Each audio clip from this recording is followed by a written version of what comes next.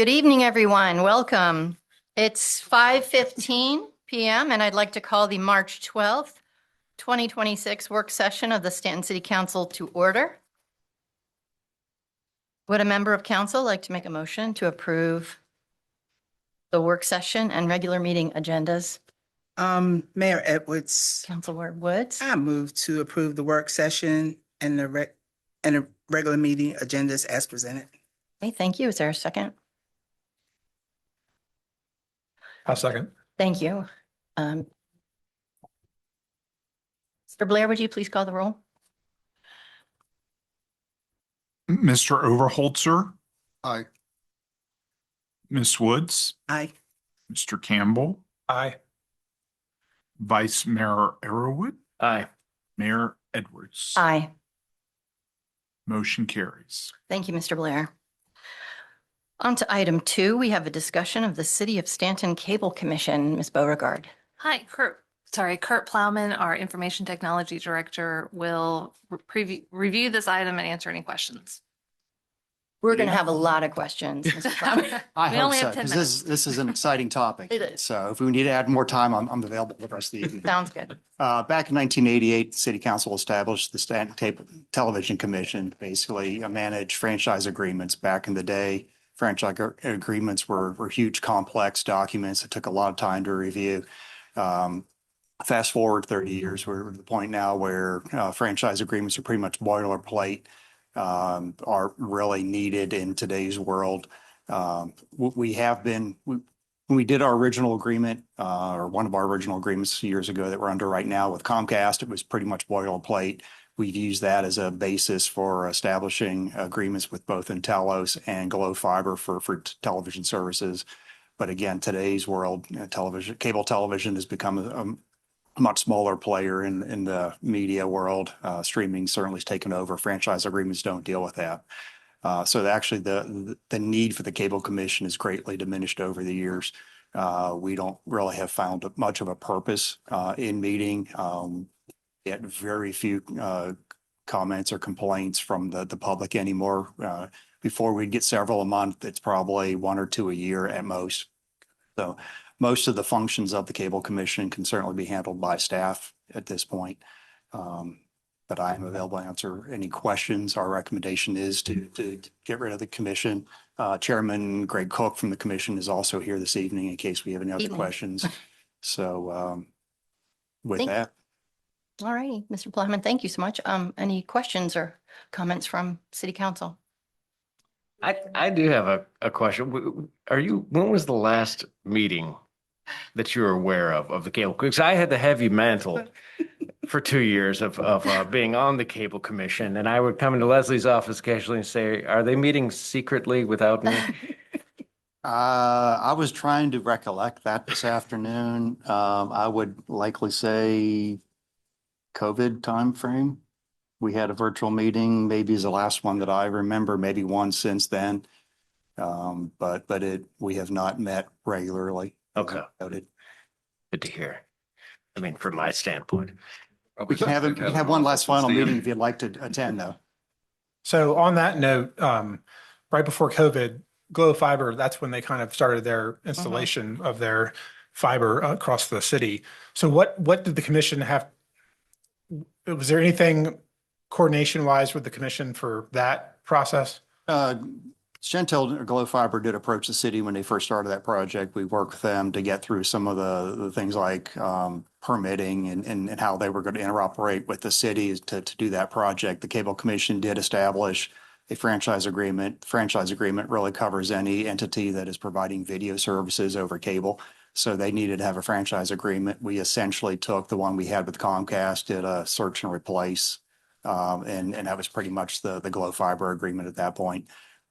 If we would have negotiated anything any different, we would have to have gone back to Comcast and offered them any terms if they were considered fairer than what was already in it. But it was just easier having essentially the same franchise agreement. And that's become pretty much a boilerplate agreement across the country for most cable operators. Thank you. Anyone else? Will the lack of a commission affect in any way the public's ability to address grievances with their service? We have a number that is published on at least the Comcast bills, and I believe it's on the Glo Fiber bills as well, to reach out to the Cable Commission. That does come to my phone. So I'm the one who has always answered those, or at least for the past 20 plus years.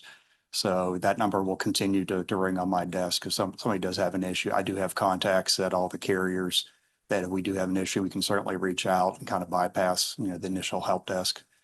But What do you tell people when they have a complaint? it depends on the complaint. A lot of them are either, paying too much money or they've got a service issue. And I'll turn them over to my contacts. A variety of answers back on, like we've got multiple carriers now. Back in the day when it was just Comcast, there's one carrier, we didn't have much of an answer for them. Now you've got alternative choices. We've had people complain about service getting cut off, and it turns out, they may not have paid their bill in the past 3 or 4 months. And, it's a different issue that we can't help them out with. Sometimes folks just want to air a grievance and have somebody listen to them for a while. So, it's been a variety, but realistically, I can't even tell you the last time we got a complaint that, to that phone number. I'm not asking for more if anybody's listening. Right. Excellent. We don't run the cable company. Yeah. All righty. Anyone else? Questions for Mr. Plowman? All righty. Well, thank you. So we'll place Well, this on your next consent agenda. and have a vote for that. All right. Thank you so Thank you. much. Have a good evening. All righty. On to item 3. We have a presentation of the conceptual site plan for the remainder of the Juvenile and Domestic Relations District Court site. Ms. Beauregard. Yes, thank you. So Rodney Rhodes will be walking through this item, and several of us have been engaged in this process, including myself, Ms. Willow Hughes, who can answer questions about stormwater or other environmental impacts. We've also, Lyle Hart's been engaged, Susan Wilson. So it's been kind of a team effort to get to this point. It is a concept plan. It's Mhm. not a master plan. So you received that information today to start looking at. So I'll let Mr. Rhodes walk through this, and then we can have some discussion. But what we're looking for is some feedback and guidance from you all so that we can continue to work on this. May I please take just a second? There's a counselor online. Thank you for allowing me to interrupt. I have a remote participation request. On March 9th, 2026, I received a request from Counselor Park to participate remotely in the March 12th, 2026 Stanton City Council meeting due to a personal matter that prevents her physical attendance at the meeting. Pursuant to the Freedom of Information Act, I will now ask Counselor Park to state the personal matter that makes her unable to attend tonight's meeting. Okay. Hi, everybody. I am at a academic conference at Montpelier. Wonderful, thank you. I will now entertain a motion to allow Counselor Park to participate remotely in this meeting to pursuant to Stanton City Council Procedural Memorandum Number 3. Counselor Woods? Am I reading this part right here? The red, yeah. Okay. Mayor Edwards, pursuant to Stanton City Council Procedure Memorandum Number 3, I move to allow Councilor Park to remotely participate in the March 12th, 2026 Stanton City Council meeting due to a personal matter. Thank you. Second. Thank you. Counselor Park, would you Ma'am. please state the location from which you are participating? Yes, ma'am. It is 11350 Constitution Highway at James Madison's Montpelier in Montpelier Station, Virginia. Very good. And can everyone in the audience hear Counselor Park? You're good, and everyone sitting at the dais can hear her as well. Excellent. Is there, Mayor- yes, is there any discussion? We have a vote. Any discussion, Counselor? Mr. Blair, would you please call the roll? Mr. Overholzer, Aye. Ms. Woods, Aye. Mr. Campbell, Aye. Mr. Shepherd, Aye. Vice Mayor Arrowood, Aye. Mayor Edwards. Aye. Motion carries. Great. Welcome, Counselor Park. Thank you. Mr. Rhodes, good evening. Thank you. It's a pleasure to be here with you this evening.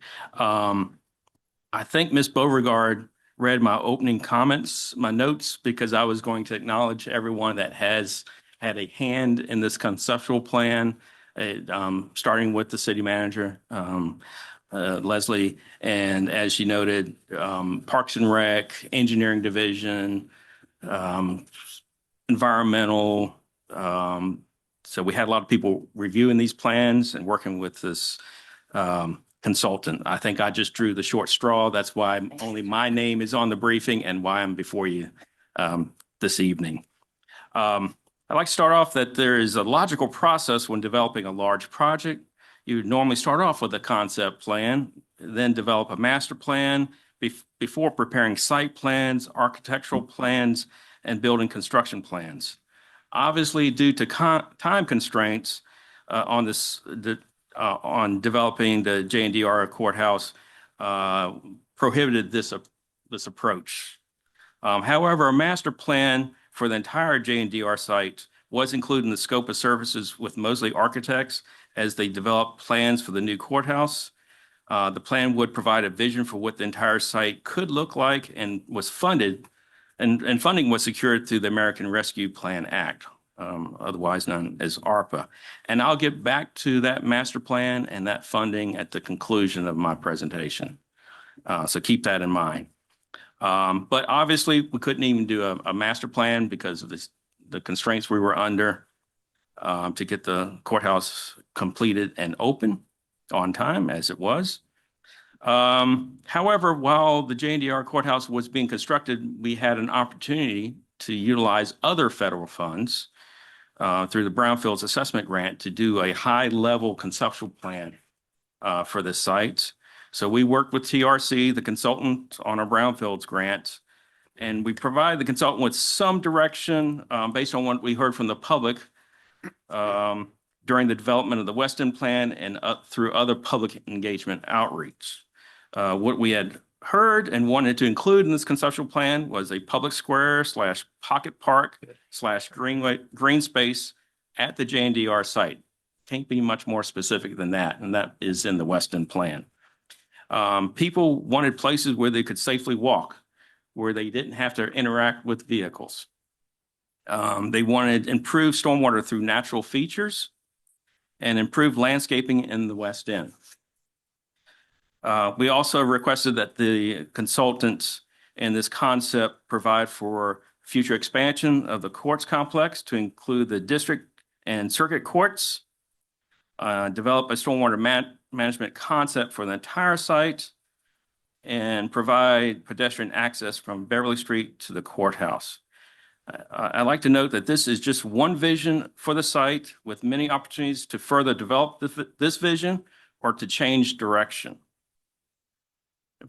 Now we'll move on to concept plan, the layout for the concept plan. And when I look at this, 3 significant features stand out to me. Maybe there's others that stand out to you. The pocket park with trails along the western part of the property. Obviously, the future courthouse expansion, which is right here to the west of the JNDR site. Open space in the front, which is a flexible area for events and informal recreation. I knew I'd get this question, so I asked Mr. Hart to tell me what the dimensions of this were, and it's approximately 100 by 120 feet, so it's just over a quarter of an acre. And also, there is I would note, there's a stormwater retention basin here and significant landscaping throughout the property along the perimeter in the parking lot, some up near Beverly Street. One thing that I think is a little deceptive looking at this is you see all this green area to the west of the landscaping. That's not ours. No. And neither is it green. You have houses in this area. Basically, the property line follows the back edge of this landscaping. And we'll discuss the pocket park and trails will be highlighted on the next slide. However, as I noted, this shows a 26,000 square foot area for courthouse expansion with secure parking. And also, this is a retaining wall between it and the proposed trails due to the steep topography in that area.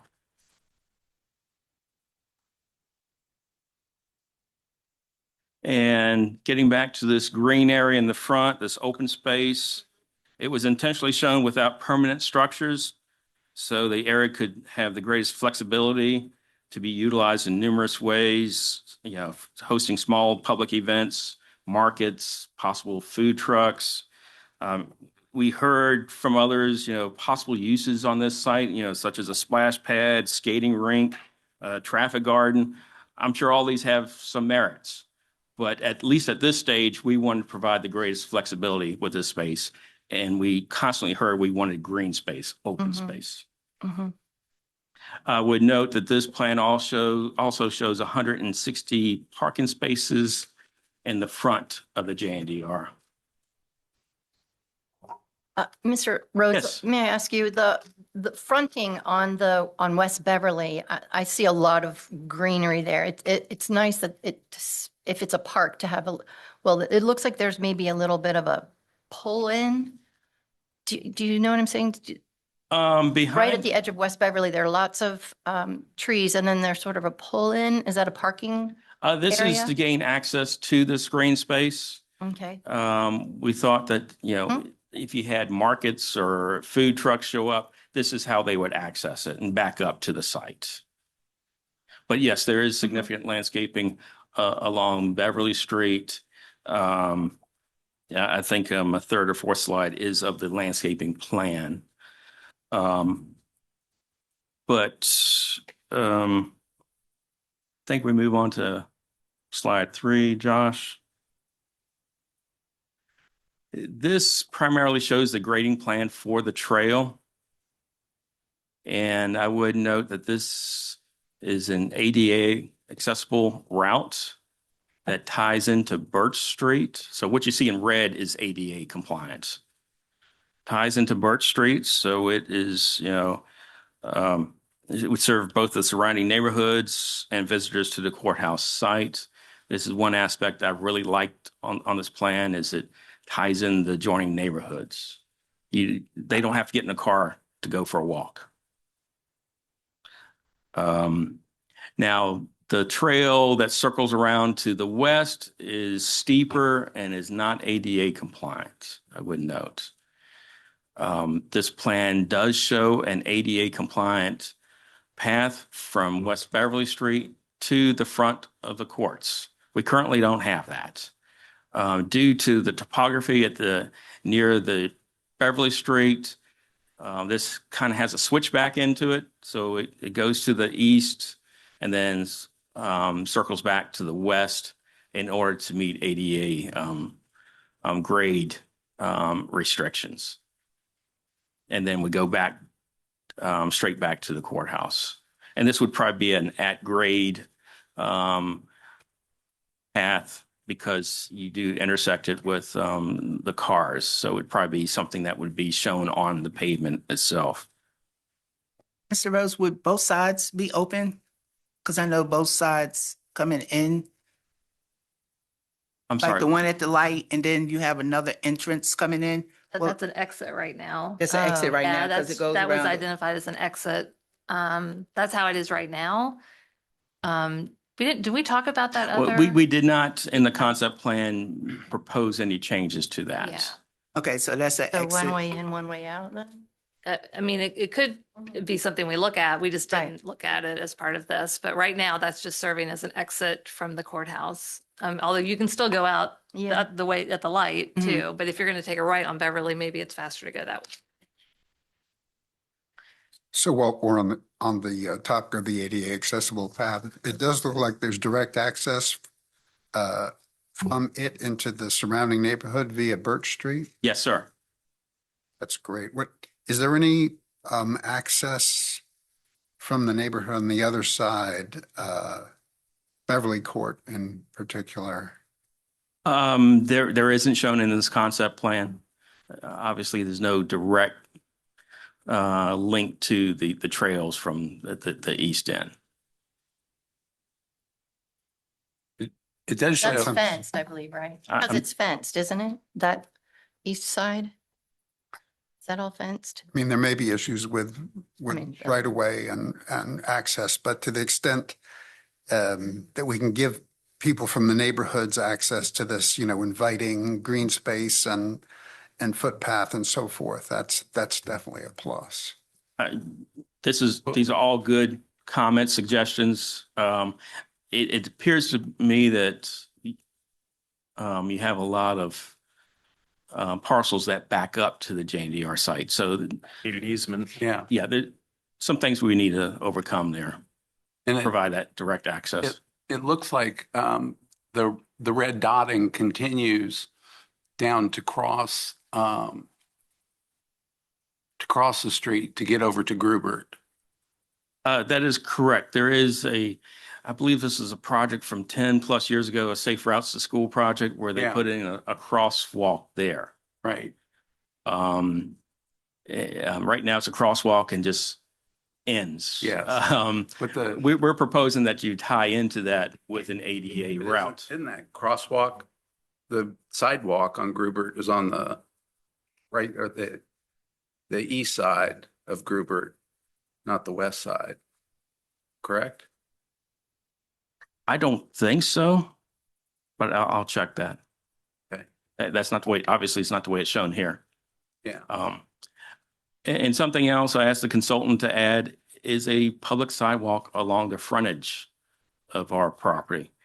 Currently, it wouldn't tie into anything, but someday it will when we extend sidewalks along that side of West Beverly. Mr. Shepherd, can you repeat what your question was? I was trying to type it, take notes. Well, I was looking and it looks like the red dot, the red line, it shows, going down the parkway through the parking lot and then crossing the street to Grubert. And then there's the convenient mart on the corner there. And I thought the sidewalk that goes along Grubert is on the east side, not the west side. Okay, got it. So it would make sense for the crosswalk. So if you lived on Birch Street and you were walking to Ware, it would make sense if the crosswalk was on the other side. Got it. Thank you. Safe Routes to School project couldn't figure out a crossing location on that side, so it crosses Grubert Yeah, it's a funky intersection. just because of the constraints. And in fact, there is no connection in that northwest quadrant between the two curb ramps, right?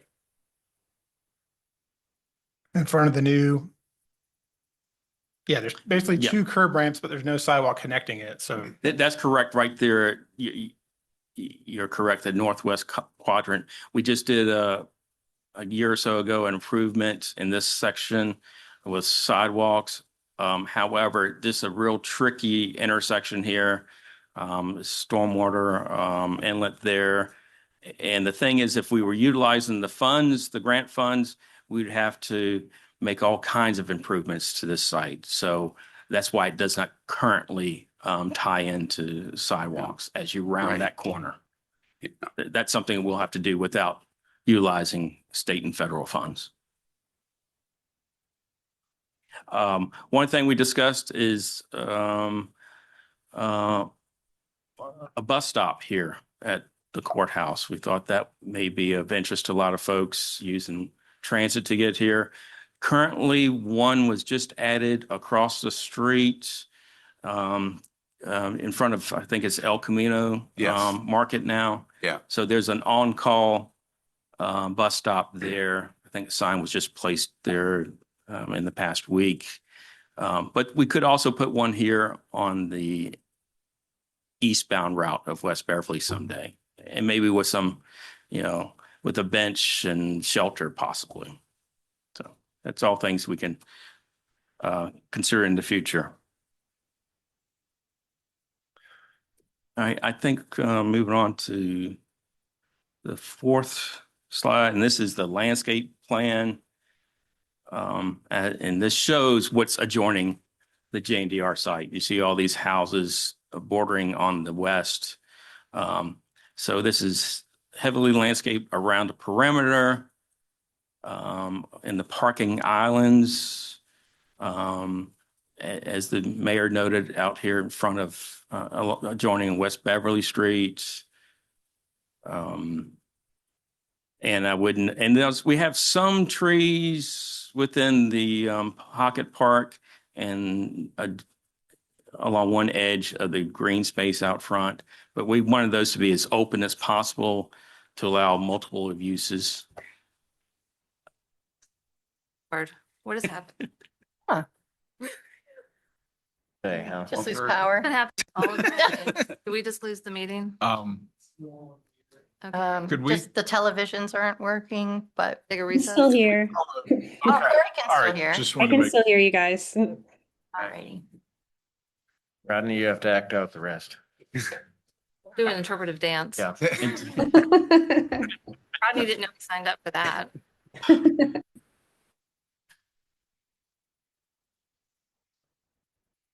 It's going to take a minute. You want my presentation? I think we're rebooting. Well, I'll talk a little bit more about the landscaping while Josh works on the PowerPoint. I'm not sure if I noted, but the landscape plan exceeds all the city requirements of the zoning ordinance.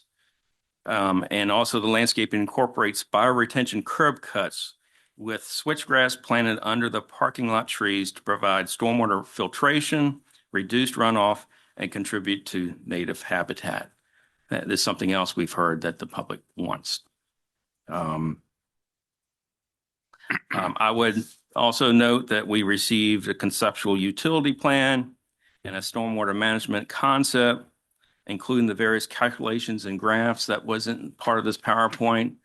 I think you have to be real engineering type to geek out over that type of stuff. However, our environmental programs administrator, Willow Hughes, is here if you had any questions about how stormwater would be addressed on this site.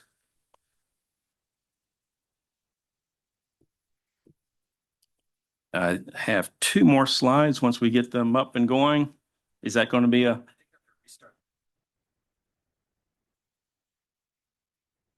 Those are the best two pictures, so Yeah. I don't have a whole lot of words with those pictures, but they're the two best ones, so. Especially the people stretching on the grass.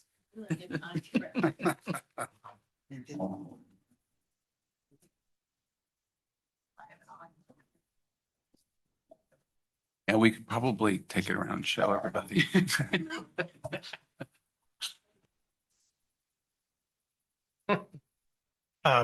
While we wait for that reboot, I'm going to apologize in advance, but I'm going to complain a lot. I just want to remind everyone that we paid $1.75 million for this property. That's about $1.2 million that it sold for 2 years earlier. I mean, this is all fine and good, but this should have been delivered as an interim measure, I feel like, with the courthouse. This is not the highest and best use of this property. We have tons of city services that we could consider to improve for our community. And this doesn't deliver, especially a trail with up to 14 feet of fill on the developable part of the property where the buildings used to be. And I think we need to maximize and preserve the usable area up front along West Beverly. I mean, the green space is great for an interim solution while we figure out what we want to do with it. But I would just make sure we don't do any type of throwaway work or try to limit throwaway work as much as possible. I don't think we need the two drive aisles that Mayor Edwards mentioned previously, the pullout she described in front between West Beverly and the lawn. Has there been any coordination with Stella Mia? Not with this concept plan, no, sir. I would just think it would be much more appropriate to do the ADA ramp on that side of the street, since that's where the crossing is, to try to limit the path of travel for those with needs. Also, running the sidewalk through the parking lot is not going to be a comfortable experience. I think it'd be much better on the other side of the street, and that way we wouldn't have, I think that would just limit throwaway work. So those would be my big concerns. I think, yes, the hillside there on the western side of the property, some type of passive open space with recreational trails is the highest and best use. But I think we're just, this is a little short-sighted in terms of what we could maximize the possibilities with this site in terms of benefiting the city.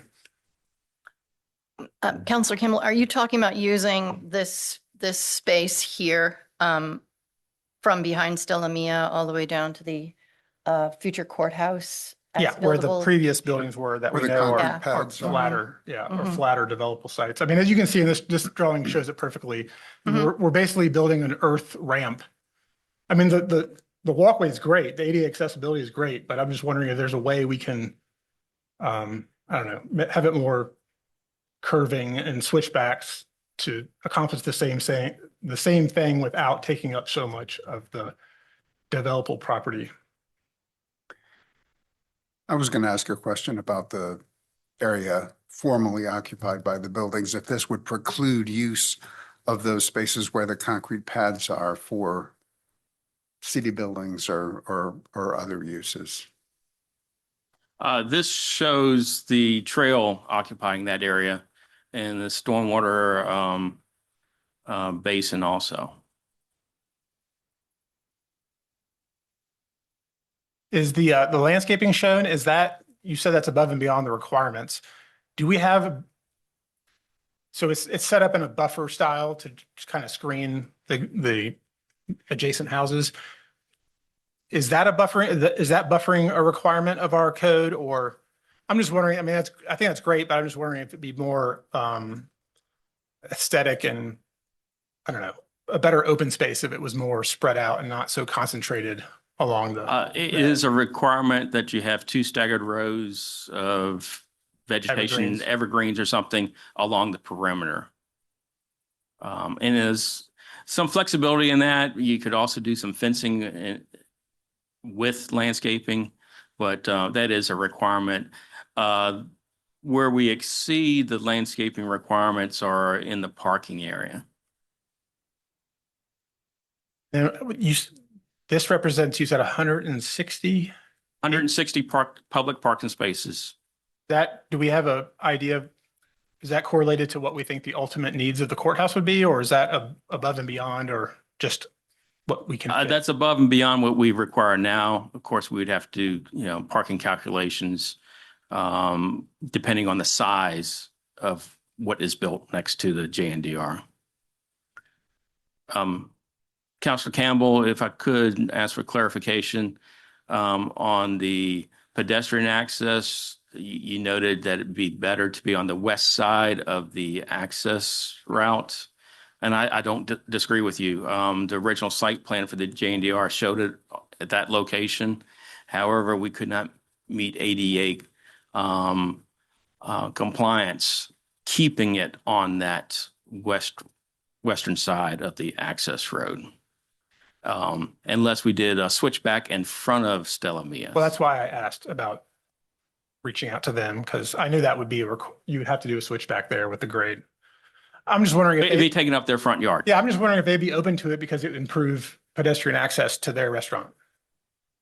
No? We've had, not during the concept plan, but we had discussions with them during the construction of the JNDR. And they, Do we offer like, I'm just throwing this out as ideas, but to incentivize it, giving a additional outdoor space for their restaurant use. Like giving them a benefit if we can utilize that area as a switchback. Just a thought. okay. I really appreciate the bioretention features in the parking lot and the green space, the trees, the native plantings there. My only thought was, I think Councilmember Campbell was hinting at this, whether we needed that many parking spaces. If anything, I'd like potentially more aggressive in terms of adding space and reducing somewhat the number of parking spaces. Is the other thought that I had was all these described uses, the shared use path and so forth, is there any concern with the statutory and safety requirements for the courthouse? Is there any conflict with these plans and the safety and statutory requirements for the courthouse? Any conflicts? I'm not aware of any. It's something that maybe we need to look into before we proceed in one direction. It is sort of a special space. One thing that impressed me in touring the courthouse was the massive masonry structures apparently prescribed by state law in the back to sort of protect the access to the judge and court officials. So it just made me think it's wonderful. I really am happy about improving the West End and improving, providing a good space for residents. And especially this flexible space, I think is a great concept, but I just want to be sure it doesn't conflict with any. I understand. And back to your comment regarding parking, we certainly do not want to construct more parking than is required by code. Something else we may, and actually this is an entrance corridor. And if you were to build more parking spaces than what the code requires, they must be of a permeable surface. But that's maybe something that we should consider when we do build parking here, is that at least some of it be of a permeable. I would support that. I know it increases the cost, but It does. It's an important consideration. Has the city done any, looked into the possibility of, again, with the what's planned as the right out, or the exit only? Is there any possibility of, again, just thinking from maximizing potential future use of the property up front to develop that front section of the alley there, just kind of slide that over to give us even more room? And eliminate that exit? Yeah, well, I think I mean, obviously, we're still going to probably need a secondary exit, just given the uses on the site. But could that be shifted over into that undeveloped alley just to give us more space? Okay. I know there's a grading challenge, but Yeah. Yeah, it kind of goes down a hill. yeah. Right now, we're just mowing it, taking care of it. So are you talking about making it a exit and enter? Or just, No, I think from a safety access standpoint, it makes sense to have that as an exit only. I was just wondering if there was some flexibility in looking to shift that. so Counselor Campbell, when you first mentioned that you was complaining a little bit, so what was you saying about making this more beneficial for the city? Was to utilizing the spaces for other city needs as far as property is concerned? Or building other Yeah, I mean, entities that can be utilized for I the mean, city? we know we have space needs for police, fire. I'm not saying this is big enough for that, but library, future community centers, senior centers. I mean, these are all needs that we face, and I just want to make sure we're maximizing this investment that, the city taxpayers paid to deliver, that we're. Well, that was my understanding at first when the property was purchased, and we looked at it from counselor's point of view about utilizing that to do exactly as he had mentioned. And that would take away some of that to push back. Are we saying the ADA accessible, how you come into the property, would that push back off of the padding where you can build out? Would that go behind it or in front of it? Or that would not be? As far as the accessible routes, is that what you're talking about? Yeah. I think what Mr. Campbell had suggested and was in the original site plan was to be on the west side. It was actually going to utilize the concrete in front of those buildings. Right. Where they had, I think some of it was covered probably. Yeah. And that was the plan. That was going to be our accessible route from Beverly Street. Of course, those buildings were also being discussed for potential reuse, for other city needs. And then this council just determined that that was not feasible, wasn't practical due to the condition of those buildings. So things have certainly changed from where we were 2 years ago. This plan assumes complete removal of the concrete pads. It does. It does. But if you all are asking us to look at the possibility of using those concrete plans to actually construct something that would be some kind of facility. Now, we know police is not going to fit out here. That's determined. I don't think fire would either. I don't know about the library. I mean, probably if we're going to do anything, maybe something like a community center or a rec center would be the best space for, this would be the best space for something like that. And I wasn't indicating that the existing pads could be Yeah. repurposed. It's just that's a developable area. Right, it's on the flat, site. there were Yeah. buildings on it, so, yeah, so we know that you could build on it. Yeah, I think it'd be more logical to do that if you're actually constructing buildings over there. I don't think you want to put it in that green space out front and then block the view of your courts. Right. Friends, we have about time for one more question. We have one Get more to the slide. pictures. so- We have just a couple views. This is from that green space out front, looking towards the pocket park and the trails. What gets me is you see a lot of green. Yeah, where all the houses were just, Well, beyond that, yeah. Yeah. But on the JNDR site, green open space is certainly the focus. yeah. Here. definitely. And if Josh can go to the last one, showing how it would tie in the trail system and the pocket park to the parking lot. And showing, potential expansion of the courts, and shows the retaining wall.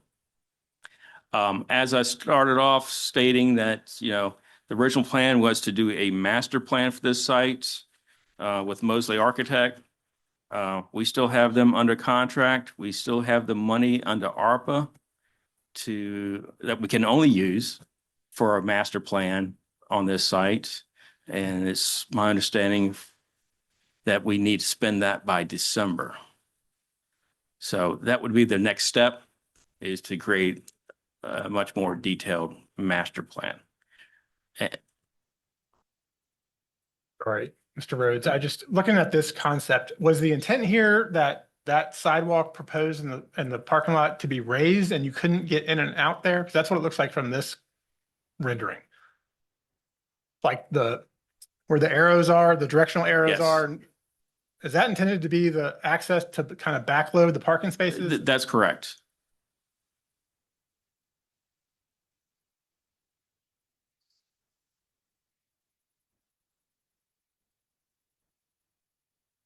The original concept we saw from the consultant showed food trucks at this site.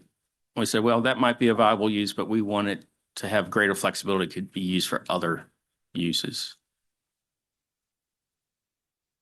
Very much like the idea of a flexible space that could be used for festivals, food trucks, markets, performance space, exhibits. And still allow the public to come out there on an off day that there's not an event and just sit underneath a tree at a picnic table, Exactly. throw a Frisbee around. Stretch. Anyone else? Okay. Ms. Rhodes, thank you so much. This is a great start. We had a good conversation, and thank you for your listening and your patience Thank you. with that. Thank you. Righty, yeah. Wonderful. This takes us to item 4. It is a review of water and sewer funds, rates, and capital projects. Ms. Beauregard, please. Yes, Ms. Moyers is here this evening, and this is, I guess, kind of serves as a preview for the FY27 budget, which we're going to be presenting in 2 weeks from this evening. I know we've been talking about water sewer for the past couple of years. We also said last year that environmental or the refuse which also funds refuse in the landfill. We would need to be revisiting that as well. So Ms. Moyers is here to give you some information and get some feedback from you all, and then you'll hear this again in a couple of weeks. Good evening, Ms. Evening, Madam Moyer. Mayor, members of council. I've also invited Dave Irvin along because he is all things utility funds. Good evening, Mr. Urban. So I Welcome. tried to keep the slides simple, but it's just a lot of information that to go over. So I apologize if it gets too deep into the details. So I want to start out by what is an enterprise fund? And tonight we'll be talking in particular about water, sewer, and the environmental fund. So they are not supported by tax dollars. They are supported by user fees. They're designed that their revenues must cover their operating expenditures and their investment in their infrastructure. Now, that's not to say that council can't decide to do a transfer from the general fund into these funds to cover some of the shortfall. I believe we did that 3 or 4 years ago. We transferred some money into the environmental fund.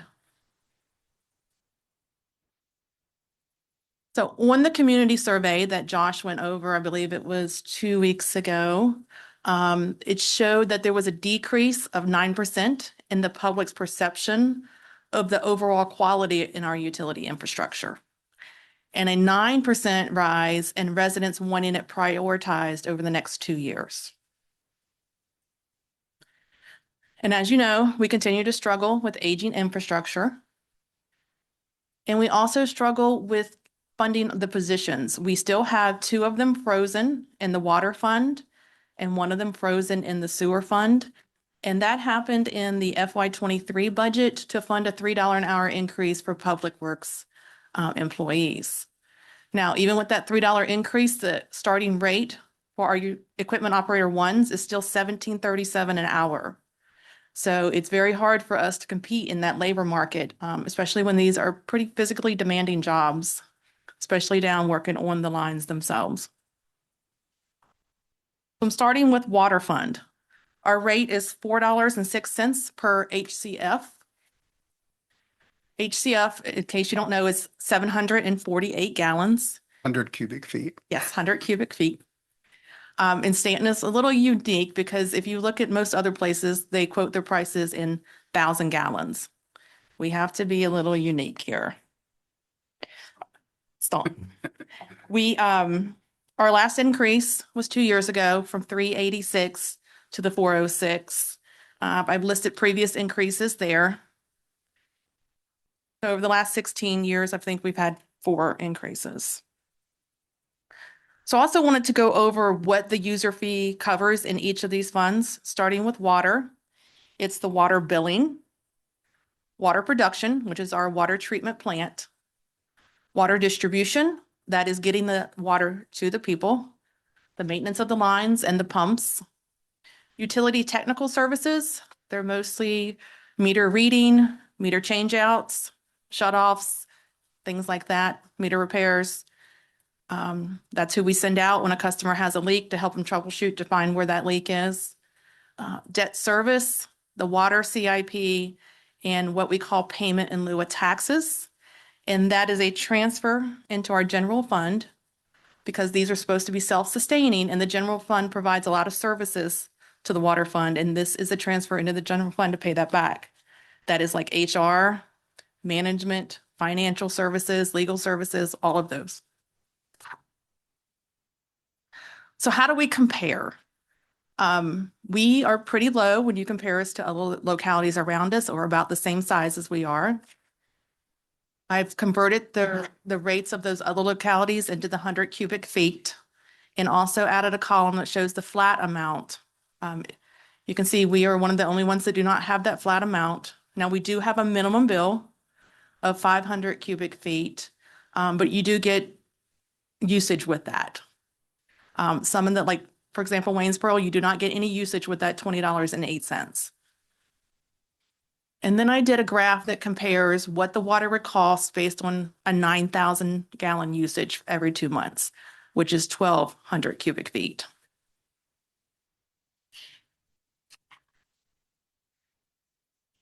Reminder, our water fund capital is a little over 22 million. Some of the big projects we have coming up is the Richmond Avenue water line replacement. There's a phase 1 and 2. We have several tank inspection and repairs and paintings. We have the Uniontown sewer extension construction in FY '28. Water treatment plant, there's a filter rehab and a roof replacement. And then we're just starting our North River pipeline study. North River pipeline, this is not a new slide to you. It remains unfunded and unscheduled at this time, and that is replacing that replacing that long pipeline from Augusta County into the water treatment plant. So the good thing is we do have a healthy fund balance right now in our water fund balance and our accumulated facility fees of 13 million. It does not cover our 5-year needs. So you'll notice that that $10 million project for phase 2 of the Richmond Avenue water line will more than likely need to be funded with debt if we do not have the funds once we get to the time for construction.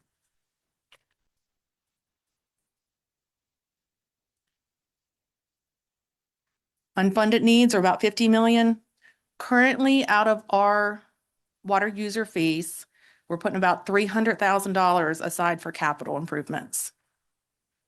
And then just for your information, each 5% increase in the water rate brings in an extra $206,000. Is that written somewhere? Is that? It's on the, Oh, here it is. I see it. Thank you. so moving on to sewer, current rate is $5.60. We raised that 2 years ago. Prior to that increase, it stayed at $4.88 for 12 years. It covers the sewer billing, the sewer line maintenance, the sewer line CIP, Staunton's share of the Middle River wastewater treatment plant, which is about 73% of their volume that goes through there, the Middle River wastewater treatment plant's capital expenditures, the debt service for their plant, and the payment in lieu of taxes for the sewer fund. How do we compare? The $5.60 is low compared to our localities around us and the two that are about the same size as us. Over 1,200 cubic feet, we're about $67.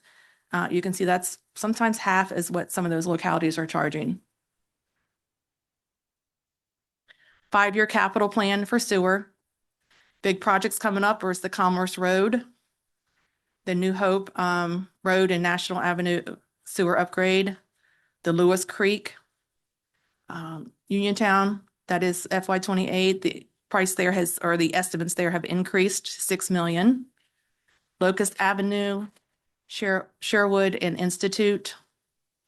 We have about $9 million in that fund balance, 13.5 in the 5-year CIP. So there are several projects identified there where the funding source will be to be determined. And that really depends on the rate increases over the next 5 years, the timing of these projects, if they get delayed. As we get closer, it will become clearer if it's a debt issuance, if it's raising fees, or if it's pushing the project out longer. So about $500,000 is put toward infrastructure out of the user fee revenue. And $212,000 is the value of a 5% increase. So I don't want to be all doom and gloom. So I wanted to put some of our recent successes up there.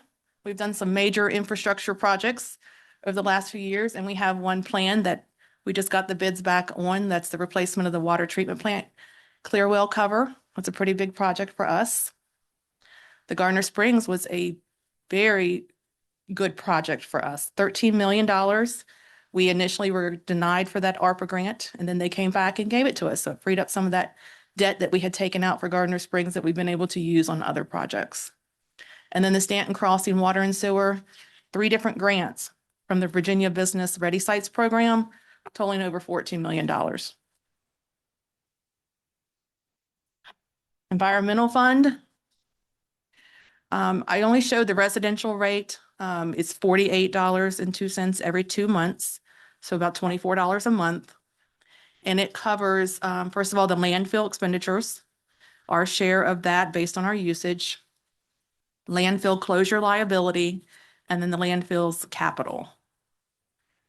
On the city side, it's the refuse billing, the environmental office, street cleaning, refuse collection, recycling center, RCIP, which is basically refuse truck replacement, and then their share of the payment in lieu of taxes. Now, I highlighted the fund balance here because it's only a little over $500,000. That's very concerning. This fund is becoming insolvent. So as you see, as I go forward, there's a little bit more of an increase suggested here. Right now, we are not going to be able to fund a refuse truck replacement at this time. Over the next 5 years, that would be $1.8 million. The landfill capital needs about $4.8 million over the next 5 years. 637 of our fees there go toward capital, but it's mostly covering the landfill's capital at this time and not our refuse trucks. And then each 5% is $152,500. How many trucks does $1.8 million cover? They propose to replace 2 because they're kind of behind in their schedule, FY27, and then 1 each year after that. So I believe it is 6 trucks. And then just the landfill CIP, the almost 8 million, that's for the new cell and the new weigh station? So I have a slide on that. I separated between permit number 21 and 585. 21, Waynesboro is not part of that permit, so we have a little bit of a bigger share there. And that is mostly related to closure costs, the $543,000. And then permit 585 is all 3 localities. It's 4.2 million over the next 5 years. That's our share of the those projects. Relocating the scales in FY27. That was supposed to be in 26, but they've pushed it back until 27. And then a few years out, relocating the office and the break room. The other projects are the sedimentation basin at Burrow, rock blasting, site improvements. You'll see the next phase 6 at the bottom. That's a $10 million project in total. And then they have various equipment that they need to replace: track loaders, dozers, excavators, things like that. Ms. Moyers, could I ask about the previous slide that you were talking about not having funding to purchase any refuse trucks at this time? Are there enough functioning refuse trucks at this time to get through the next? I've talked to Lloyd Ott about Clear. that, and he said they have done major repairs lately to multiple trucks. Of course, he wants replacements, but at this time, they're just not on. There's not enough money. Right. We did buy 2, I believe it was last year. So. And do you know what the lifespan is, or does it just depend on, the weather and Dave, do you want to speak the to the roads? trucks? And I know we don't have a whole lot of time, and I apologize, but I would hate to think, oh gosh, all the refuse trucks aren't where, Well, What are we gonna do? a good example Yeah. was 2 weeks ago, we had 3 trash trucks out of service offline. And one of those was cost us $9,000. So we're limping along with those older ones. That was why we had requested the 2 to kind of get caught up. The lifespan, that's why going forward, we wanted to try to replace 1 per year, because it's one of our hardest working vehicles. It's the starts, the stops, the uphill, the downhill, all the mechanical parts to the truck itself. And they're expensive. And a new one right now is $300,000 to $350,000. And we're spending quite a bit to keep those trucks running. wow. All right. Well, Thank you very much, Mr. Irving. And Lloyd did tell me there is a 1-year timeframe between order and Right. receiving. Thank you, Ms. Moyers. So the capital cost, just on the previous slide, that 10 million and the other costs listed there, does it fully encompass the opening of a new cell in addition to the closing of the current cell, which is anticipated around 2030, to my understanding. It does include the opening of the cell, the closing of the cell. Some of that comes out of the landfill's fund balance that they're carrying. So that is not in this 5-year plan, the closing of cell phase 5. There could be additional costs beyond what's Right. left. And my concern is that in FY 29, I believe our share is $2 million. And so as with that $500,000 fund balance, it's going to be very difficult, if not impossible, to come up with our $2 million. So I know nobody likes to hear this. We do recognize that there's citizens or customers have other financial constraints on them, especially with Dominion rates being proposed at like 32% increases. But it's just not avoidable at this time. So we will be proposing rate increases in the March 26th budget that we introduced or proposed to you. Water and sewer funds about 5 to 7%, and the refuse will be closer to 15%. The water fund and the sewer fund, we're focusing on unfreezing those positions that were frozen about 4 years ago. We will be able to put a little more toward our sewer infrastructure. And then the refuse rates will mostly go to the landfill capital needs. And I'm hoping that we can squeeze out one refuse truck for FY 27. I'm just nervous about that $2 million capital need that we have at the landfill in 2 years. So our proposal is increasing the water rate to $4.28 per 100 cubic feet. That would be a 5.42% increase. Increasing the sewer rate to $6 per 100 cubic feet, of 7.14% increase. And then refuse would go to $27.50 per month for the residential rate, of an increase of 14.54. Overall, based on a 9,000 gallon bi-monthly bill, it would increase 8.8%. I put a chart there of our current rate and our proposed rate alongside of the other localities that we were comparing ourselves to. It would take that bill from 164 to 178. And the minimum bill, we have a lot of customers that just received the minimum bill. It would go from 110.32 to 110 or 120.40. But what if we just do nothing?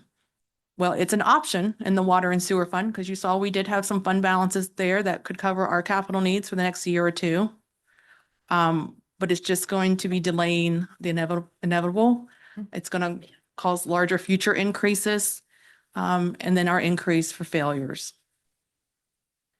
Proposed path forward, manageable increases, protecting those reserves because they are tied to our credit rating if we need to borrow, and hopefully avoiding crisis borrowing. So I've mentioned the utility rate study. Best practice is to perform one every 3 to 5 years. I cannot find record of Staunton ever performing one for water, sewer, and refuse. And so I've gotten the question, why can't we just do it in-house? And these are some of the reasons that I've come up with. I believe it will just mean more to you and to our customers if it's an independent, objective opinion, rather than coming from your finance person that is always looking to increase rates or taxes. And they are the experts. They'll do a much better job comparing us to our peers and benchmarking, and just develop us rates that are financially sustainable and easily defendable, and align that with our 5-year capital and try to give us some idea how we tackle that North River pipeline. I mean, you're proposing to go ahead and put to a vote the rate increases you've suggested in a couple of weeks. Yes. So we're not waiting for a rate study to do that. This is No. more, the rate study is to look at long-term. Yes. Yes. How much do you anticipate that costing? I'm thinking 35 to 45,000. We did one for stormwater, and I believe it was 12,000 something. So 3 different utilities. I would think you would multiply by 3, but I'm not sure. This is sort of an every 10-year kind of a assessment, not a frequent.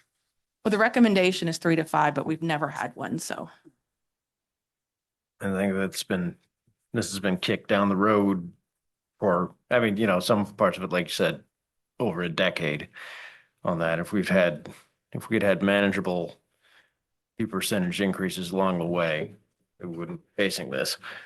Sewer rates is one of the ones that we are pretty far behind on. And that went 12 years with Yeah. no increase. I mean, it goes back to the first slide. I mean, they're should be viewed as running a business. So no business is going to practice without something connecting their charges to their service. And I did want to show you, you'll notice that I did not have a separate slide on refuse because we are not very competitive with our refuse rate. It is hard to keep up with the landfill capital. Winchester, it's about $12 a month. So Josh did call them to see, how is that possible? How are you covering your landfill cost? And they fund it out of their general fund. I was going to ask that just from options for everyone's information going forward. Is there anything preventing, or is it just a process to transfer general funds to these various enterprise if you need that as an option? So we did that, I think it was $1 million a few years back. We took some of our carryover and transferred it to the environmental fund. As you see with a $500,000 fund balance, we would be negative without that transfer. But it is an option, but you have to have the funds first. Right. Yeah. But for example, like in our budget amendment that we're considering in our consent agenda, there's $750,000 interest going into CIP undesignated. So that just in theory, that could be something that you could consider. Yes, that is possible. Yep. So this is just for your information tonight. We will have our proposed budget March 26th. There'll be a public hearing April 9th, and then consideration of the ordinance along with the budget, April 23rd. April through June, we hope to have the RFP issued, analyzed, and a decision made on the rate study. Any questions? Any questions? I want to remind the public that what we pay for the landfill is proportional to our usage of the landfill, and that's why we have a Staunton plan initiative to reduce our usage. And I think I've heard you say that based on our usage last year, there's already good news that there's a slight reduction. Yes, there was a reduction in our usage between FY 20 or 24 and 25. I think they might be based on a calendar year, but yes, there was a decrease, even though the number of refuse accounts went up. Sometimes that's hard to use as a gauge because if there is a major demolition that year and it goes to the landfill from Staunton, that could cause the numbers to skew, but there was a decrease. I do think we can incentivize more sustainable practices in our residents. For instance, looking at the rate increase that we're looking to fully support that, but perhaps differentiating between the large can and the smaller can. So that there's a connection in people's minds between just throwing stuff away, the cost of that versus recycling and more sustainable ways of dealing with waste.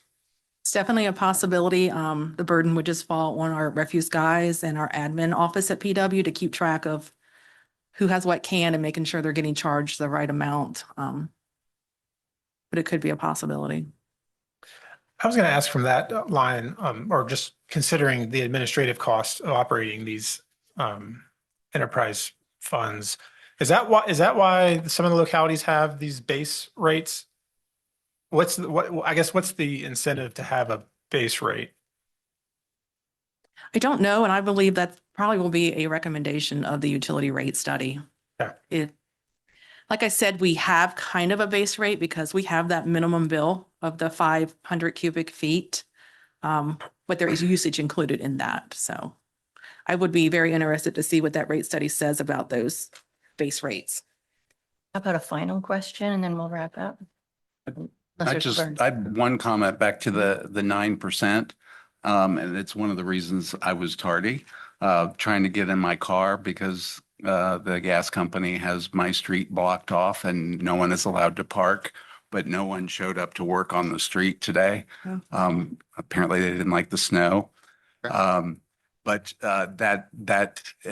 Dave does a great job. Down 3 trucks, but you still got all the trash picked up. So that's excellent work. So you're doing a great job. with the resources that you have. And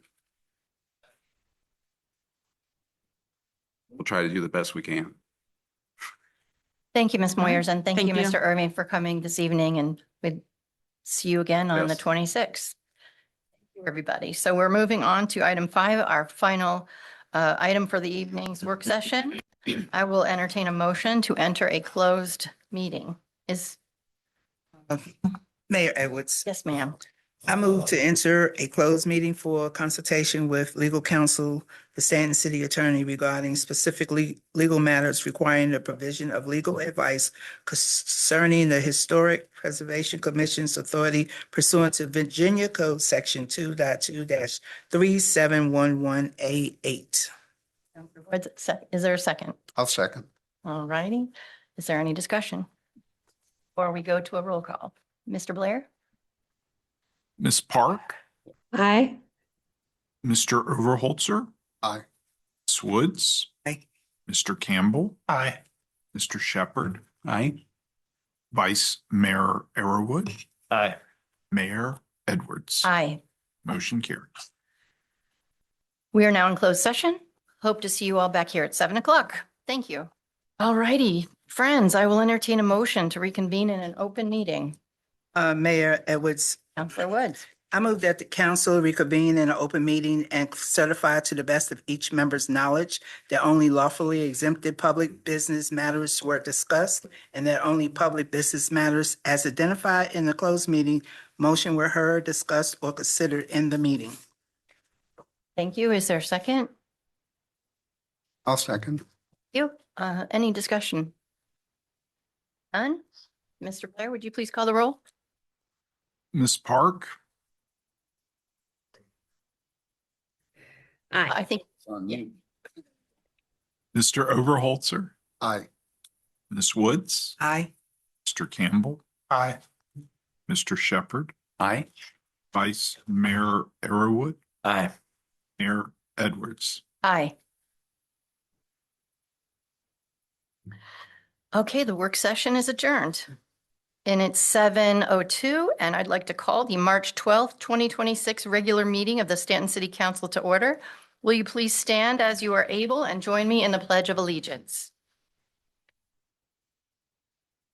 Allegiance To the flag of the United States of America and to the republic for which it stands, one nation, under God, indivisible, with liberty and justice for all.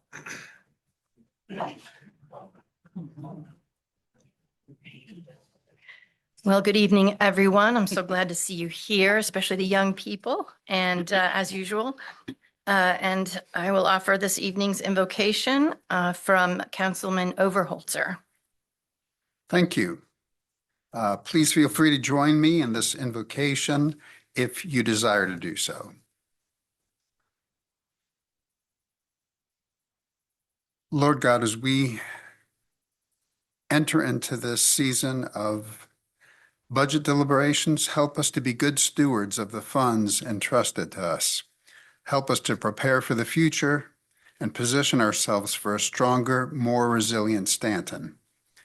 Help us to act on behalf of all our constituencies, especially the most vulnerable. Give us wisdom to balance needs and resources and to make hard choices. Also, give us the courage to make strategic investments that will help the city to flourish long-term. Lord, help us to communicate effectively with our constituents. Your word is full of admonitions to listen to you, to others, and to surround ourselves with wise counselors. I'm thankful for our advisory committees and the constructive input we receive from them, as well as our staff, our partner agencies, and our residents. Help us to have open minds and hearts and to be diligent to listen to the voices in our community as we communicate the challenges and opportunities facing us. Lord, we affirm our values to be a welcoming community that treats everyone with honor and respect. Help us every day to live up to our motto, "You belong here." And help us to wrap all our interactions with kindness, which you identified as one of the fruits of the Spirit, along with love, joy, peace, patience, goodness, faithfulness, gentleness, and self-control. Amen. Amen. Thank you, Counselor Overholt, sir. I do not have any items on a mayor's report this evening. I'm going to go ahead and present a proclamation for Brain Injury Awareness Month. Who do we have here this evening? Ms. Fitzgerald? Wonderful. Good to see you. I will go ahead and read this, and I would love to hear your remarks after. Thank you. Proclamation for Brain Injury Awareness Month. Whereas traumatic brain injury, or TBI, and acquired brain injury, including stroke, represent serious public health challenges affecting thousands of Virginians and their families each year, with far-reaching consequences for individuals, families, and communities. And whereas TBI is the leading cause of death and disability in children and young adults. And whereas according to the Virginia Department of Health, traumatic brain injuries account for approximately 1/3 of all injury-related deaths to Virginia residents annually.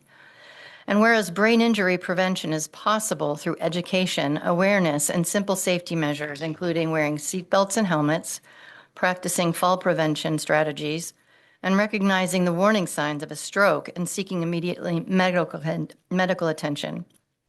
And whereas because of a lack of awareness and difficulty in diagnosing brain injury, many persons live for years without recognizing and dealing with their injuries. And whereas individuals living with brain injury face significant barriers to recovery and community integration, including limited access to specialized services, lack of public awareness and understanding, social isolation, employment challenges, housing instability, and whereas individuals living with brain injury possess remarkable resilience and determination, with appropriate support, can achieve meaningful recovery, independence, and quality of life. And whereas Brain Injury Connections of the Shenandoah Valley's mission is to enhance the lives of individuals affected by brain injury, recognizing that approximately 13,000 people in the Shenandoah Valley community are affected by brain injury. Now therefore be it proclaimed by Staunton City Council that March 2026 is hereby designated as Brain Injury Awareness Month. In the city of Staunton, and City Council supports local nonprofit organizations like Brain Injury Connections of the Shenandoah Valley in their efforts to serve brain-injured individuals through volunteerism, education, and financial assistance. And we have Ms. Ann Fitzgerald.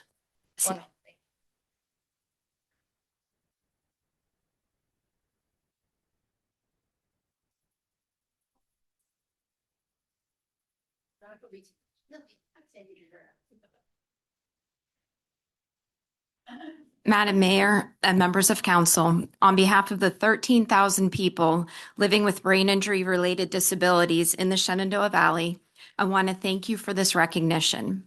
My name is Ann Fitzgerald, and I am the Executive Director of Brain Injury Connections, where we provide free case management, peer support groups, and concussion education to survivors and their families in this region. Brain injury is an invisible disability that can happen to anyone in just a blink of an eye. Accidents, falls, intimate partner violence, child abuse, concussive blasts, repeated concussions, and even simple viruses can cause injury that affects the rest of one's life. What I've come to realize in my time working with brain injury survivors is that no one is immune. Worlds can and do get turned upside down in a matter of moments, and the result is a cascading event that ripples through families and support systems. I joined Brain Injury Connections in 2023, and in just over 3 years, we've served more than 70 residents of the city of Staunton and over 180 residents in Greater Augusta and Highland County. And we're proud to be one of the only 8 state contracted brain injury service providers in all of Virginia. The staggering reality is that those we serve are living with real financial hardship because no two brain injuries are the same. Executive functioning, emotional regulation, problem solving, even sleep patterns are disrupted. And when this happens to a household's primary financial provider, the burden on that family can be immense. So I want to thank you for taking a moment to recognize those who are living daily with this invisible disability and for shining a light on those who feel unseen and unheard, those who are struggling to navigate a world that moves fast. We hope that this recognition helps raise awareness across our community so that those living with brain injury know that they are not alone and that they know that help is available. And I want to thank you on behalf of our clients, our staff, and our board. Thank you so much. Thank you so much, Ms. Fitzgerald, for what you do. Appreciate it. All right, other items from members of council? I'd like to give an update just on our comprehensive plan update for the city. So after beginning this process at the start of 2025, the Comprehensive Plan Update Committee now has a full draft version of the plan that is under review. We're meeting next week to discuss the draft plan, and then so it won't be probably a couple more weeks later this spring, we'll have an updated draft to share with the public for wider audience for comment. I just wanted to take a moment to thank Mr. Rhodes and Community Development for organizing what I believe was our last stakeholder meeting last week. We met with members of the deaf community at Staunton, the public library. And it was very well attended, a fantastic input session, very educational, just getting a different perspective on challenges faced by certain members of our community and how we can help address those and increase awareness within the comprehensive plan. So I just wanted to say thank you to Mr. Rhodes for that. And I look Thank you, forward Mr. to having Rhodes. this document ready for a wider audience review and later this spring. Campbell, anybody else from council? I'd just like to say we had the first meeting of the City Housing Commission this last week, and it was a great group of people. And we're looking forward to seeing what we can do to help with the housing crisis and what we can do moving forward as a city. Try to find good solutions that can actually be acted upon. Less talk, more action is what we're going for. Thank you. Thank you, Vice Mayor Arrowood. It's a fantastic group of individuals on that committee too. And thank you all for stepping up and volunteering to serve. Thank you, Mr. Shepherd. I'll say something real quick if you guys can hear me. Can you hear me okay? Yes, ma'am. I just want to shout out Staunton City Schools for the recognition at the 2026 National Elementary and Secondary Education Conference. The Department of Education acknowledged Staunton for all their amazing work. I mean, they reduced chronic absenteeism from 31% to 12.6%, and at the same time increased on-time graduation rate to 93%. And so just I mean, I'm a teacher myself, so to all the teachers, faculty, and staff, everybody who's involved in that, that's just amazing work. And so congratulations, kudos to everyone. That's a great shout out. Thank you, Councilor Park.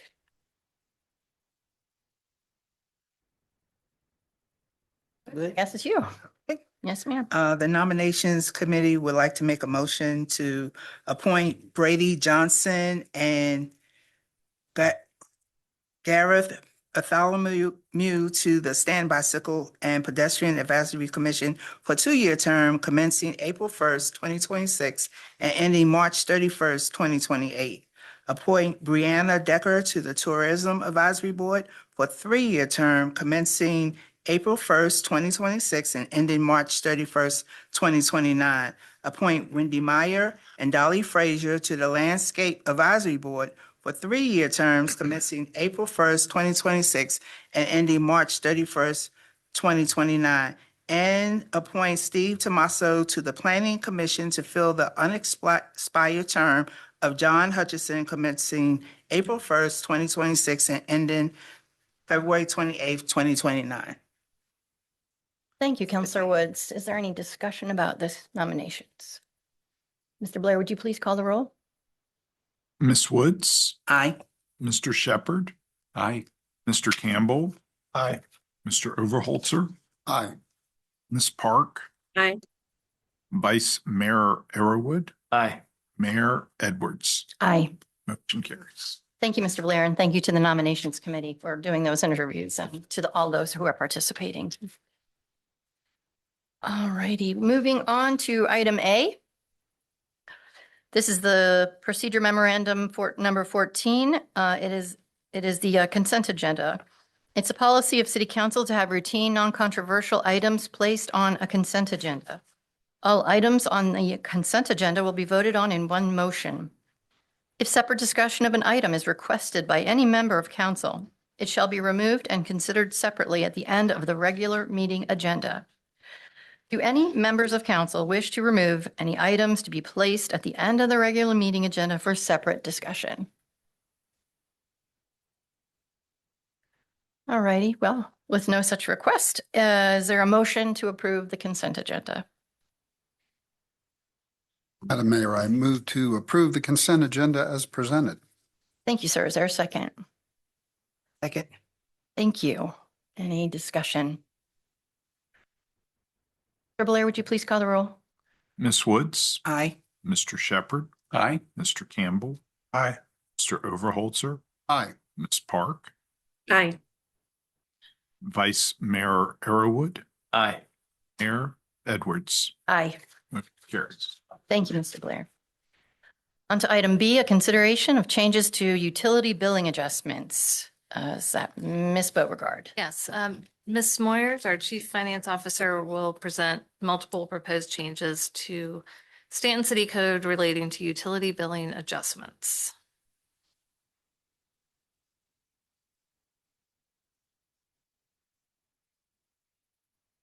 Good evening again, Madam Mayor, members of council. Good evening, Ms. Moyers. Welcome back. So this is something that's been on my mind for a while. City of Stanton does not allow a customer to receive a bill adjustment on their water and sewer bill for a toilet leak, mainly because it's seen as a maintenance issue. And this is normal among most localities. But I've had several customers in our office that they did not realize how much water could go through their running toilet. We've had several examples. An elderly man couldn't get down to his basement and that toilet was running, cost a very high bill. A mother, teenage son has a bathroom in his bedroom, did not realize the effect. Single mother, $1,200 bill from a running toilet that the landlord wouldn't fix. And all we can do is offer them up a payment plan. And a $1,200 bill for 2 months is devastating. And so we just want a way to be able to help them. This would limit an adjustment to every 36 months because it is a maintenance issue that they should fix and not let be ongoing. They have to show that the repair has been made, and it reduces the bill down to 2 times the average usage for water and sewer. Any questions about this one? There wasn't one in place at all? We had adjustments for underground leaks, burst pipes, Right. Meter leaks, things like that, but not a toilet leak. Okay, yeah, I remember, because when my water main broke, Yeah. I got a break on my water bill. And so we would just like a way to work with the customer and to ease some of that pain of those very large bills. The next one, we currently do pull adjustments. When I was working with Mr. Blair and writing the code changes for the toilet leak, this one was not exactly in code. So we would like to codify what we're currently doing. We give an adjustment on the sewer. They still have to pay for the water usage, but since it's not going down the sewer system, we do adjust that sewer off. And this will just put that in code, minimum volume of 5,000 gallons, could be above ground or in ground. And it's usually for when they have to drain the pool or they first get the pool. Well, do you know that they have pools, people that have pools, homes that have pools? Is that? Yes, they usually have to send us an invoice. Like if they had to drain their pool and get the liner repaired, they'll send us a copy of the invoice. If they buy a new pool, we can usually see in Neptune when they did their fill, the water will go spike up, stay up for a little bit, and then come back down. And then we estimate the volume based on the measurements of the pool. and we adjust it down to their average. If the volume of the pool is higher, it can only go down to the average. We don't take them below their average. Any questions on that one? And then the next one is a very unique adjustment. So anytime a resident leaves town for maybe a couple months, maybe they go to Florida, they can put their water into vacant status, and therefore they don't have to pay water, sewer, or trash during the time they're away from the city. So in this case, it was an apartment building that was being that was empty. He did not use water for like a year and a half, but because the water had to keep active because of the boiler system, he gets billed trash, because anytime you have active water, you have to be billed trash in this according to the city code. And so we're bringing this to you because we don't think it's fair to have to bill trash just because water has to be left on for the boiler system. And there was clearly no usage for over a year. Any questions on that one? Sounds like common sense. Is that frequent? I mean, you've only heard of one person. I mean, how often does that come Only up? one person in this case. Yeah. There are some that when they leave town, they don't want to pay for their trash service. But as long as their water and sewer is active, there's nothing I can do. But they do have the option to turn the water off, put it in vacant status, and they will not be billed during that time. And then they have to reconnect for $10 once they come back. So how long of a period are you looking at? A month, 2 months, 3 months? Depends on how long they're gone. So there's no minimum amount of time that they No. have to go away? Huh. They've been gone, they could be gone. It may not be worth it if they're just gone like a month or a few weeks. Some are gone up to 6 months. Would definitely be worth it then. Questions? Any other comments? All righty. There's a vote on this. So there a motion? Madam Mayor, Yes. Good. I move to accept the proposed ordinances authorizing changes to city code for utility bill adjustments as presented. Second. Second. Thank you, Vice Mayor. Anybody, any further discussion? Questions? Nope. Mr. Blair, would you please call the roll? Ms. Woods, Aye. Mr. Shepherd, Aye. Mr. Campbell, Aye. Mr. Overholzer, Aye. Park, Aye. Vice Mayor Arrowood, Aye. Mayor Edwards. Aye. Motion carries. Thank you, Mr. Blair. All righty. Well, we have gone to matters from the city manager. Ms. Beauregard, I don't have anything. you have this nothing. evening. Oh my gosh, what a boring evening. I know. Not even a joke from Mr. Blair. Okay. Oh. That's a challenge. Okay, well, this is a very unusual evening. No mayor's report and nothing from the city manager. So we will head to matters from the public. So our final item on the agenda is matters from the public. This portion of the meeting is set aside for council to hear comments from citizens and others on a wide variety of topics.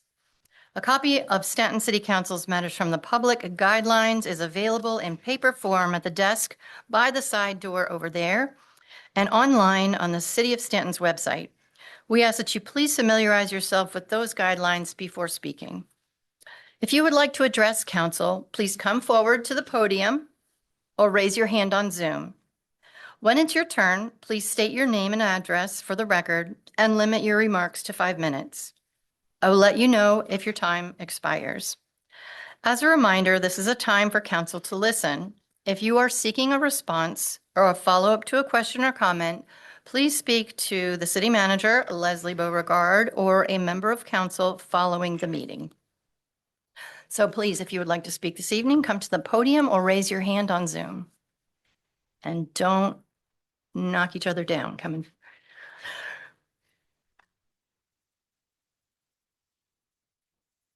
Good evening. Good evening, Madam Mayor and Council. My name is Judd Bankert. My address here in Staunton is 19 East Johnson Street. The fact that the city's currently undertaking a water and sewer environmental rate review and at the same time is entertaining bids for the replacement of a significant component within its water treatment plant has compelled me to come to speak to you tonight. Over 60 years ago, the city of Staunton added section 1325 to the city charter. It was about the same time that the first major commercial fluoride toothpaste, Crest, was introduced to the country. Although it was and has been long known and agreed to that the topical application of fluoride was an effective preventive for dental decay. The assumption was that by adding it to the drinking water as it passed through the mouth, somehow some of that fluoride would bond to the enamel of the teeth. With full knowledge that fluoride is a toxic chemical, and recent court cases in federal court have said the EPA must study it as a toxic substance, the benefit was considered more important than the potential or more significant than the potential harm. And anyone who questioned that dogma was labeled a crackpot. Ever since then, fluoride has been added to Staunton's drinking water in various amounts over various times, but consistently has been applied. That dogma has been unchallenged. A lot has changed in 60 years. We have learned a lot.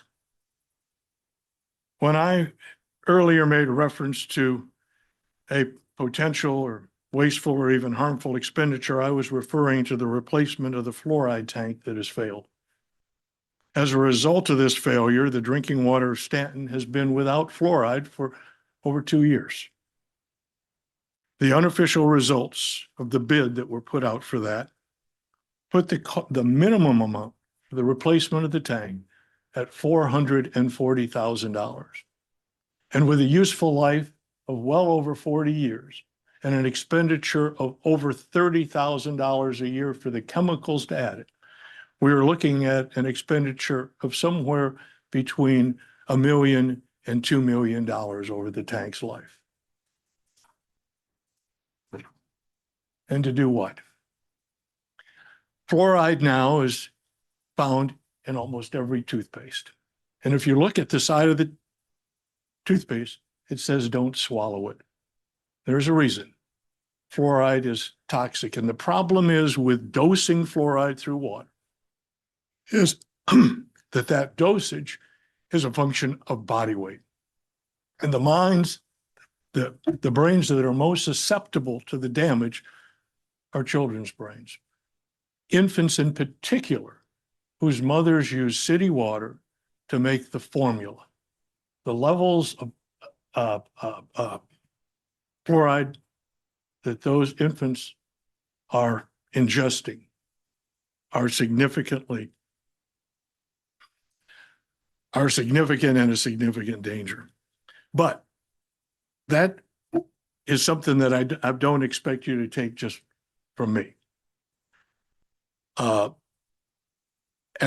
I'll round back quickly in a moment on what the ask is. But I would point to 2 other members of our community or neighbors here in the Shenandoah Valley. Luray officially decided to stop adding fluoride to its water in June 26 of 2025. Why? Because the equipment that added fluoride to their water had failed. That the cost of fluoride for them was anywhere from $15,000 to $20,000 a year. That the fluoride cost had doubled in less than 5 years, and every projection was that it would continue to increase. And according to the city manager, the members reviewed peer-review medical research, and they conducted their own inquiries, and they felt that it was no longer of benefit to the citizens of Luray. Timberville, another community here in the valley, decided to stop adding fluoride to its drinking water on April 2nd. Again, was noted supply chain problems. The equipment that added fluoride had failed. There was cost concerns about the continued maintenance of it. And as the city manager stated at council, and I quote, "People can get fluoride elsewhere." Am I running out of time? You've run out of time. You mentioned an ask maybe you could get to that and you can hand us copies of what you have? I'm afraid I put this together in about an hour and a half Oh, I before I see. came to the meeting. Yeah. What I only Mhm. recently learned that we were at an inflection point, and I wanted to speak to it, but if Sure. I can circle back to section 1325. 13, you're in the code, in our city code, on 1335, it says surveys and research as a beneficial effect. The health officer shall seek the cooperation of educational and scientific institutions to conduct surveys and research on the benefits and effects, if any, of the water fluorization program and projects on the citizens of Staunton. My ask is that at this junction, city council consider taking this opportunity to given to it in 132550 and undertake such a study. There are a number of citizens within the community, Okay. and there All are righty. people. Thank you. I'm so sorry. You've gone well over, Mr. Bankert, but this is Yeah. very important. If you do get that into a better form, would you send that to everybody? Well, council, I guess there's nobody behind me. Council at one point in time was kind enough to invite me and another fellow to speak to. If offered that opportunity, I would love to bring some dental professionals here in the community. And also I would ask council to just look at the financial cost of doing it. It's broken. Do we really need to fix it? Thank you, Mr. Bankert. Thank you. I appreciate your time. Is there a hand raised on Zoom? We have no hands raised at this time. Okay, thank you. Would anybody else like to speak this evening who is present? Yes, ma'am.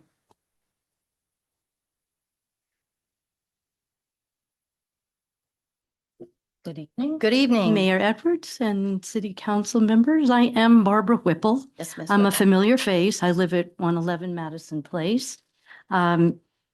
I know you're aware that Sarah Holberg and I are familiar faces when it comes to the topic of dark sky, AKA smart outdoor lighting, AKA community-friendly lighting, and now in its current iteration, responsible lighting. So we're also part of a growing number of very concerned citizens in Staunton around the topic of good lighting.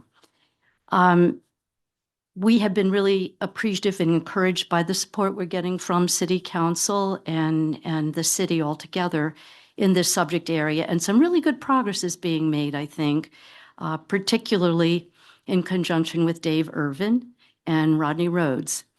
However, the reason I'm compelled to address you this evening, and I had not planned to be here, but I started reading the current draft of the comp plan, and the public comment period ends, I think, tomorrow, compelled me to come down here because I thought, you know, it's very interesting. We have a great deal of interest and momentum developing behind the subject. However, here's the problem. The comp plan is very weak in its incorporation of any of the fundamental principles and basics of this subject that is relevant to so many of their particular subject areas. And it's really quite notable. We're trying to work with the advisory committee in as much as we're able to do so. And I just wanted to underscore the importance of this because as we are trying to engage Dominion in offering much better and more current options to the city for improving its street lighting in particular, we need to have this kind of official expression of the priority to do something about our street lights in the age of LED conversions. And we've spoken quite enough to you about what's at risk here in terms of doing it correctly. But I just thought it was worth bringing this subject up, that this is part of the comp plan that I think is extremely weak, much weaker than the language that's in the current comp plan. And I don't know why. I don't know why, because I attended all three of the public input sessions, and there was plenty of expression of interest about community-friendly lighting or responsible lighting expressed. And again, it has bearing on all of the topic areas that are in the comp plan, particularly infrastructure and land use and recreation and all of the wonderful ways that are envisioned in what is a very attractive document with a lot of fancy current language in it to make this omission is worrying is the word I would use. So that's why I'm here. And I hope that you will turn your attention to this as we will continue to do. So thank you. Thank you, Ms. Whipple. Mhm. Is there anyone with their hand raised, Mr. Knight? We have no hands raised. Is there anyone in the chambers that would like to speak? All righty, and no one with their hands raised. Hands raised. This meeting of the Staunton City Council is now adjourned. Thank you all for coming.